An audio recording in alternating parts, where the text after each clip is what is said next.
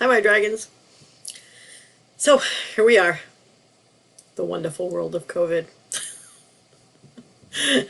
Anyway, so I'm going to give you the human sexuality videos, and I'm going to put some stuff in the forum, so hopefully you will interact with what's in the forum and talk about some of the things we're talking about here.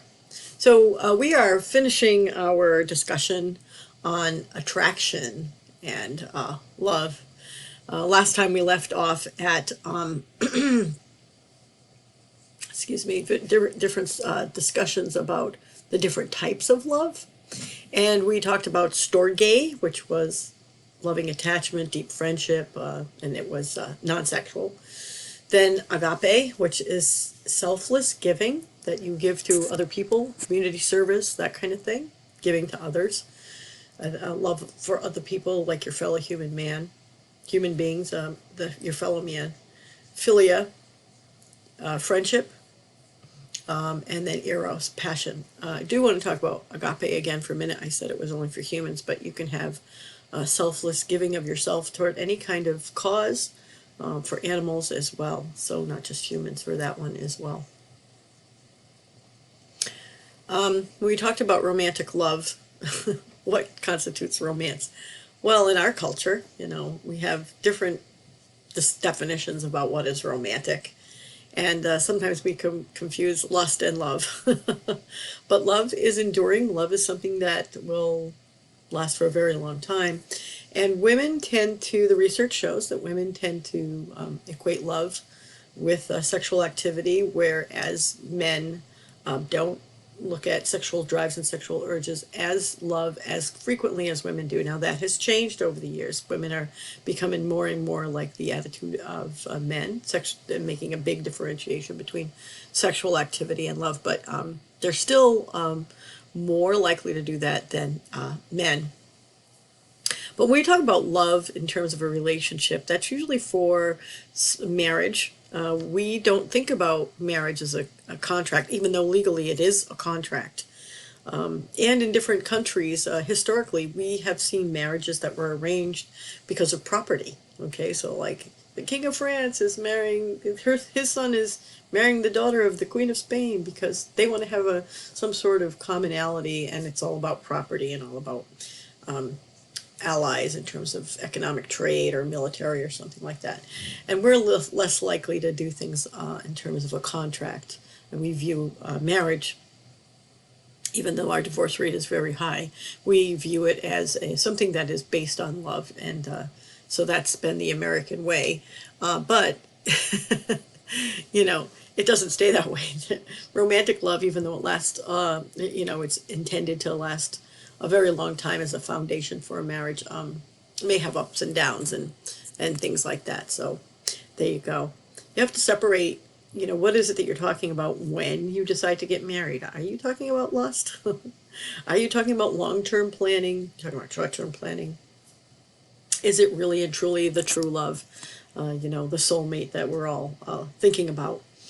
So a true love, when we think about that, and I'm going to ask you in the discussion forum, like, what do you think of for true love, and what is your view on all of this stuff? So the textbook talks about true love as intense absorption of that person into your life. In part of the marriage vows, when we talked about the vow that you give to each other, that the two people are now one person, and let no man put asunder. In other words, you can't try and break them up. We even have laws in the country that reflect this. Like husbands and wives and married partners cannot testify against each other, so there's that protection because that would be seen as divisive. And usually it involves sex, lust, physiological arousal, excitement, and a desire to be with that person all the time. So sometimes it's hard to differentiate between some of the other types of things that we feel in terms of different types of love. But then we begin to look at, so you have the honeymoon phase where, how couples are in their honeymoon phase. It makes the rest of us crazy. But as time passes, you see that it is a bigger, more deeper bond, and that you are together as one unit, and you know, you decide things together, and it's more enduring. It's the cement that holds the relationship together. And it's not necessarily, you know, the first thing, but it does help for a long-lasting mutual love. And, you know, we are programmed or hardwired in terms of when you're in love. You do experience physiological changes when you are in love. It stimulates what we call love, stimulates, you know, different functionings in your body, physiological responses, and your brain chemistry. It stimulates the reward center of your brain. You have a sense of heightening or excitement level in the, you know, nerve endings. More neurotransmitters are going off. Everything is happening. There's a lot of fireworks, and different neural pathways are just more active. And on slide 18 of this PowerPoint, it shows, you know, the different types of the brain, what's activated and, you know, highlighted. So do read that part and take a look at it. Okay. So I talked to you the other day about the Valens effect, where, you know, love and arousal can be mistaken for each other, where the guy used the fake sounds of they thought they were listening to their own heartbeat as they were looking at pictures of an attractive, it was a bunch of men, attractive female, and they came to interpret that as love. So yes, romantic love does involve physiological arousal, so that does work in advance. So here's, you have the Valens effect, where someone is thinking, oh my God, my heart is beating faster, I must be in love. So there is an interpretive component to when we see someone and, you know, you have quote unquote the hots for them. And your body is, you know, sending you signals like, oh my God, you know, you have high blood pressure, you're panting. You must be in love, or at least in lust, right?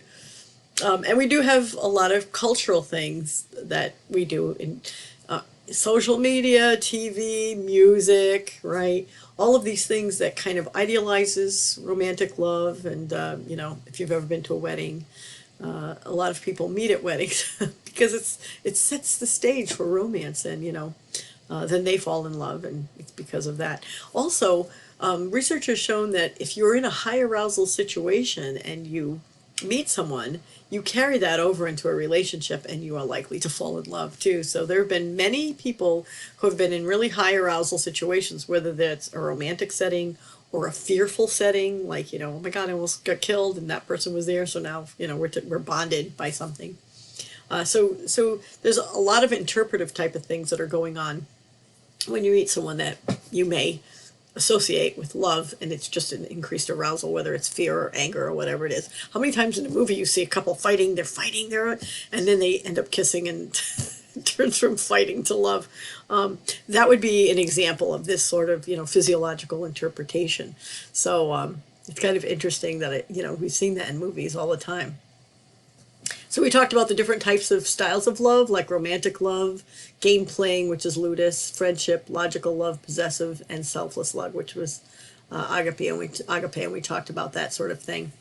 Let's move on to Sternberg's triangular theory of love. So Sternberg looked at love as having three different components: intimacy, passion, and commitment. So an intimacy they described as being close, being bonded, wanting to be together all the time, being connected, wanting to know what that person is thinking all the time. What are your thoughts and feelings? How much did they disclose to you about who they are or what they've done, or all of that sort of thing? Those are the kinds of things at the beginning of a relationship. You're trying to find out about the person, and that the person is always there for you. They always get your back. They're always there to for you to go to, a safe person. Passion is a romantic desire that is part of that whole Sternberg triangle of love. And physiological arousal, a little component of lust to make things good.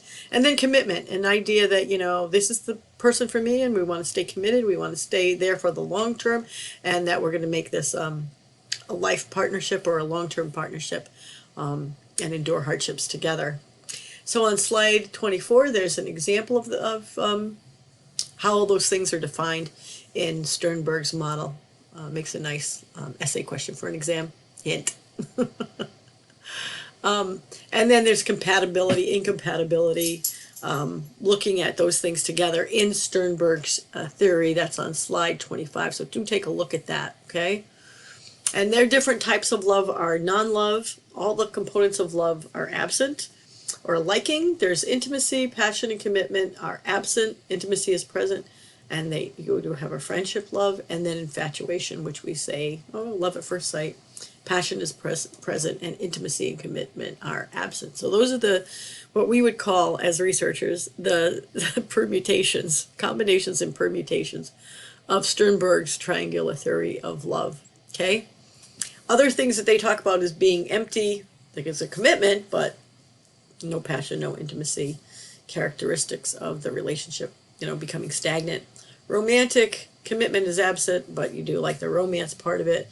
And companionate, which you expect to see for people who've been together for a very long time or at the end of their lives, senior citizens, grandma and grandpa or something, mostly running on intimacy and commitment, and their sex drive may be down, but they do have a commitment to each other that is very long-term relationships. And fourth, he talks about fatuous love. Passion and commitment are present. Intimacy is absent. Whirlwind romances, or quickie marriages kinds of thing. And consummate love, which is the big enchilada. Full and complete measurement of love, combination of passion, intimacy, and commitment. The ideal love that everybody talks about and is looking for. And it's rare in a society where we have a divorce rate of 50%, and it's very hard to maintain over a long period of time because people change and situations change and things like that. So the balance is to find, what's right for your particular situation at your particular time, okay? So that is Sternberg, and that's the end of the PowerPoint that we were on, which is attraction and love. The next PowerPoint will be about communication, sexuality.